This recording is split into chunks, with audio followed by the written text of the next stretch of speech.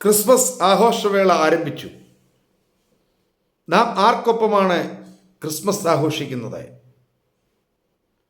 തിരുക്കുടുംബത്തോടൊപ്പമോ, യേശുവിനോടൊപ്പമോ, അതോ ഹെരോദോസിൻ്റെ കൊട്ടാരത്തിലോ?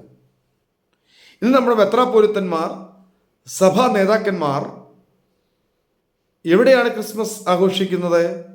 ഹെരോദോസിൻ്റെ കൊട്ടാരത്തിലാണ്. അവർക്ക് ഹെരോദോസിൻ്റെ കൊട്ടാരത്തിലെ ആഘോഷത്തോടാണ് ഇഷ്ടം. ഫോട്ടോ എടുക്കാനും ആ ഹെരോദോസിനോടൊന്നിച്ച് വേദി പങ്കിടാനുമുള്ള ആവേശത്തിലാണ് നമ്മുടെ സഭ നേതൃത്വം.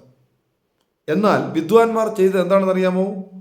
അവർ നക്ഷത്രം കണ്ടതുകൊണ്ട് അവർ അത്യന്തം സന്തോഷിച്ചു. ആ വീട്ടിൽ ചെന്ന് അമ്മയായ മറിയോടൊപ്പം യേശു കുഞ്ഞിനെ കണ്ടു. വീണ് യേശുവിനെ നമസ്കരിച്ചു, യേശുവിനെ ആരാധിച്ചു എന്നാണ് അവിടെ നമുക്ക് വ്യക്തമാക്കാനായിട്ട് സാധിക്കുന്നത്. പൊന്നും മൂരും കുന്തിരിക്കവും യേശു രാജാതിരാജാവും പ്രവാചകനും പുരോഹിതനും ആണെന്നുള്ള സന്ദേശം വിളിച്ചോതുന്ന പൊന്നും മൂരും കുന്തിരിക്കവും കാഴ്ചവെച്ചു.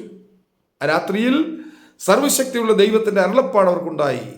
നിങ്ങൾ ഹെരോദോസിൻ്റെ അടുക്കിലേക്ക് മടങ്ങിപ്പോകരുത് എന്ന സ്വപ്നത്തിൽ ദൈവത്തിൻ്റെ അരുളപ്പാടുണ്ടായി. അവർ ദൈവം കാണിച്ച വഴിയിലൂടെ യാത്ര ചെയ്യാൻ തുടങ്ങി. നിങ്ങൾ ദൈവത്തിൻ്റെ നിർദ്ദേശത്തിനെതിരായിട്ടാണോ യാത്ര ചെയ്യുന്നത്, അതോ ദൈവം കാണിക്കുന്ന വഴിയിലൂടെയാണോ യാത്ര ചെയ്യുന്നത്? പാർശ്വവൽക്കരിക്കപ്പെട്ടവരുടെയും അവഗണിക്കപ്പെട്ടവരുടെയും ദരിദ്രൻ്റെയും തള്ളപ്പെട്ടവൻ്റെയും ഉപേക്ഷിക്കപ്പെട്ടവൻ്റെയും മാറ്റി നിർത്തപ്പെട്ടവൻ്റെയും പക്ഷത്താണ് ക്രിസ്തു എന്നുള്ള ആ രഹസ്യം നിങ്ങൾ മറന്നു പോകരുത്. രോഗിയുടെയും ദുഃഖിതൻ്റെയും വേദനിക്കുന്നവൻ്റെയും ഒപ്പം, പ്രയാസപ്പെടുന്നവർക്കൊപ്പം ഈ ക്രിസ്മസ് നമുക്ക് പങ്കുവെക്കാം. ഇത് പങ്കുവെക്കാനുള്ള അവസരമാണ്.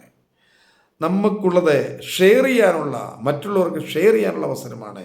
അതിനായി നമുക്ക് ഈ ക്രിസ്മസ് ആഘോഷം വിനിയോഗിക്കാം.